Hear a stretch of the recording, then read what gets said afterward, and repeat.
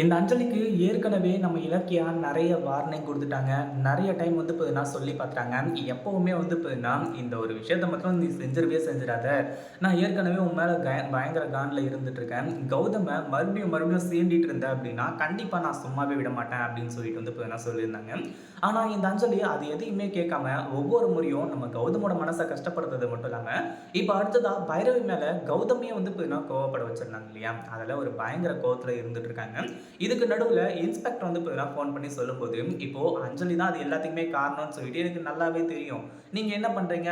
அஞ்சலி தான் வந்து பார்த்தீங்கன்னா அதுக்கு காரணம்னு சொல்லிட்டு ஒரு சின்ன ஆதாரம், ஒரு துரும்பு ஆதாரம் கிடைச்சா கூட, நீங்க வந்து பார்த்தீங்கன்னா அஞ்சலிய கைது பண்ணிடலாம். அதுல எந்த ஒரு பிரச்சனையுமே எனக்கு வந்து பார்த்தீங்கன்னா கிடையாது அப்படின்னு சொல்லிட்டு, நம்ம இலக்கியா வந்து சொல்லிடுறாங்க. நீங்க சொல்லிட்டீங்கல்ல இலக்கியா, இதுக்கப்புறம் பாருங்க என்னோட ஆட்டத்த அப்படின்னு சொல்லிட்டு அந்த இன்ஸ்பெக்டர் வந்துட்டு அஞ்சலியார கைது பண்றதுக்கு ரெடியா இருந்துட்டு இருக்காங்க. ஏன்னா வெளிய இருக்கிற எதிரிங்கள கூட வந்து பார்த்தீங்கன்னா மன்னிச்சிடலாம். ஆனா கூடவே வந்து பார்த்தீங்கன்னா இருந்துகிட்டு ஒரு துரோகி வந்து பார்த்தீங்கன்னா துரோகம் பண்ணிட்டு இருக்கா அப்படின்னா, அவள சும்மா விடக்கூடாது அப்படின்ற ஒரு கொள்கைய இப்போ வந்து பார்த்தீங்கன்னா நம்ம இலக்கியா கடைப்பிடிக்கலாம்னு சொல்லிட்டு வந்து நினைச்சுட்டாங்க.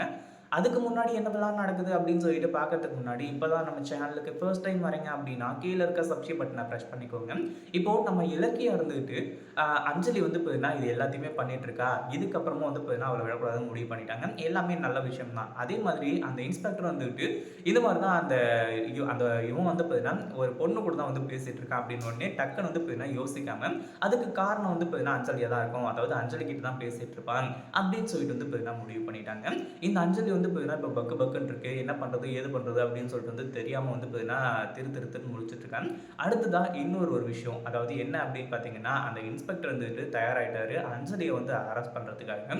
இந்த ஒரு கூட்டத்துல அதாவது இப்ப வந்து பார்த்தீங்கன்னா, ஒரு மீட்டிங் வந்து நடக்க போகுது. அப்படி இப்படின்ற மாரி வந்து பார்த்தீங்கன்னா சொல்லிட்டு, இந்த அஞ்சலி வந்துட்டு நேர்லயே போயிட்டு அந்த தாக்ஷாயணி கிட்ட வந்து பேசிட்டு இருக்காங்க. இந்த மீட்டிங்க கேன்சல் பண்ணிடலாம்.